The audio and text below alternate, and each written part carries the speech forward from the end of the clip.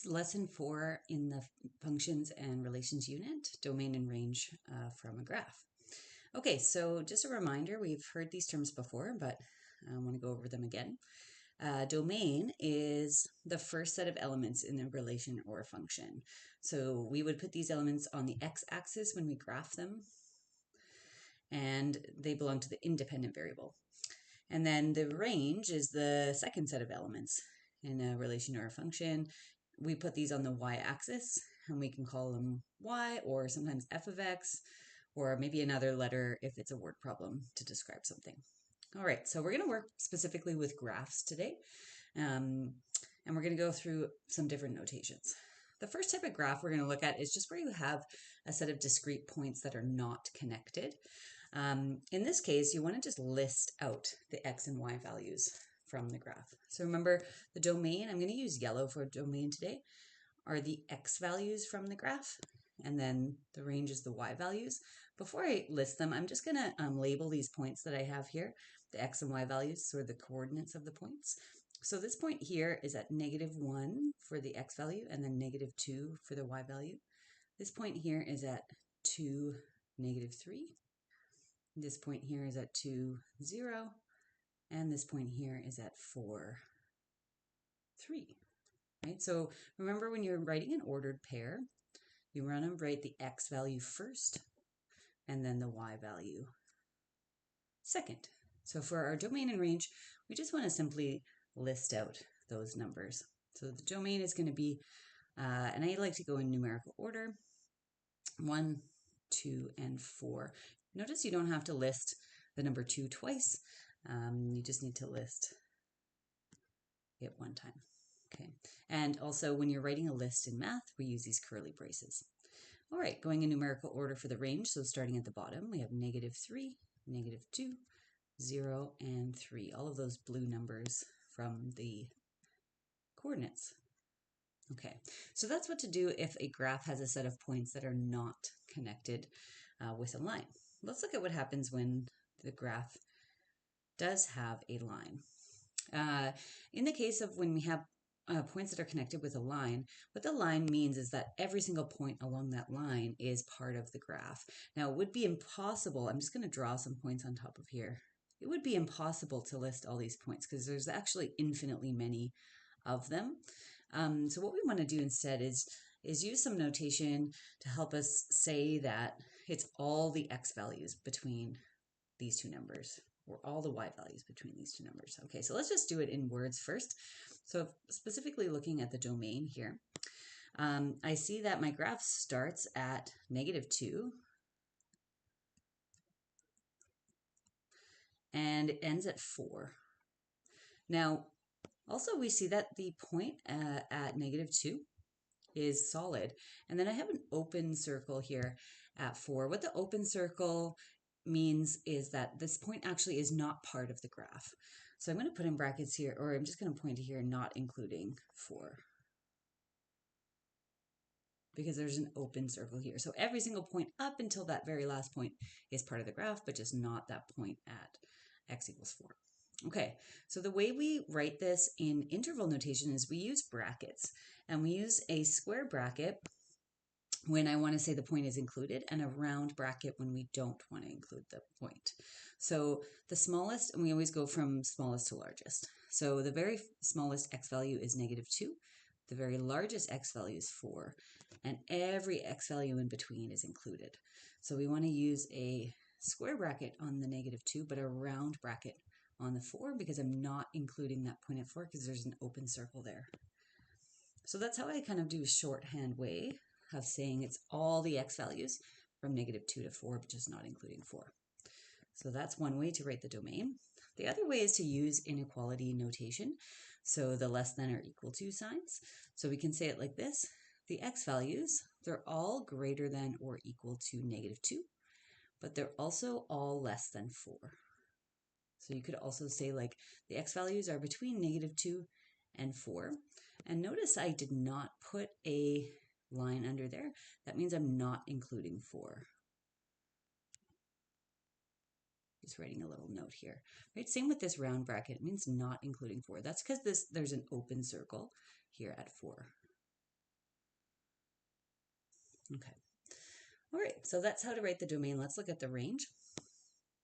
Okay, so the range is the set of y values that are part of the graph. So for this graph, I can see the very smallest y value is -4.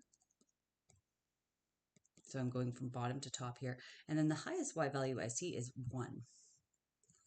But I'm not including 1. Okay, so the range would be written like this. So the smallest value is -4, goes all the way up to 1, but I don't want to include 1, so that's why I put a round bracket. And I can write, so I'm talking about y values. They're all greater than or equal to -4, but they're all less than 1. Okay, I'm just going to color in these here to be consistent. So again, the range is talking about the y values. All right, let's do another graph. Okay, you can, the graph on this one is kind of a curvy line. We see this open circle here on this end and then a closed point here on this end. So let's do the domain first. You're welcome to pause the video here and try this on your own if you would like to, and then check back with me after. The very smallest x value that I see that's part of the graph here is -4.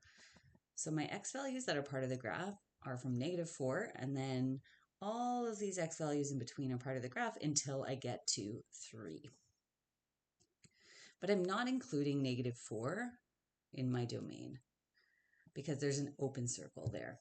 Okay, so the way that I use interval notation is I say all the x values are going from -4 to 3, but I want to use a round bracket with -4 because I don't want to include it. And then for the inequality notation, we write all the x values are greater than, oops, sorry, my pen stopped working. 1 second. Get another pen. Okay. -4, but they're all greater, or sorry, less, they're all greater than -4, but less than or equal to 3. Okay, so I'm going to erase some of my annotation here so it's not as confusing. Okay, perfect. Let's do the range.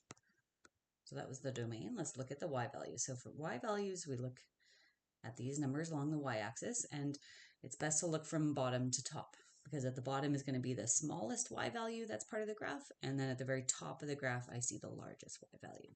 So the smallest y value that's part of this graph is -2. And the very largest y value here is 5, but we don't want to include 5 because of that open circle. So we want to include all the y values up to 5, just not including 5 itself. So with interval notation, that's -2 to 5 with a round bracket, or we could say all the y values are greater than or equal to -2, but less than 5. All right, let's look at the last one. So we're going to do domain first. Now this one's interesting. So we see this line just continues to the edge of our screen here. When that happens, you can assume this line goes on forever to infinity, essentially. So the way we write our domain and range is a little bit different. So here we can say all the x values that are part of the graph, the very smallest one is -3, but then they just go on forever and ever and ever. So we could say from -3 to infinity, essentially. So when we write our interval notation, we write it like this. We want to include -3, and then there is no largest x value, so we can just put the infinity symbol. That just means it goes on forever. Infinity is not actually a number that you can get to on a graph, so we don't want to include infinity in our domain because it's not a number, but so we want to use the round bracket always for any type of infinity symbol. And using inequality notation, there's two options here. The longer way to do it would be like this. You could say all the x values are greater than or equal to -3, that they're all less than infinity. Except saying that something's less than infinity is kind of redundant. This is not wrong, but more often you would see just simply saying all the x values are greater than or equal to -3. That's probably what you're going to see most often there, but either one is okay. Okay, let's look at the range. For the range, remember we're looking at the y values on the graph. So we can see that the largest y value is 2, but then it goes down from there. So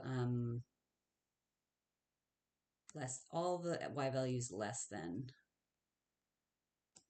2 and including 2. So for the range, there is no least y value because it goes down to negative infinity. So we can say all the y values are between negative infinity and 2. And we don't want to include infinity because it's not an actual number.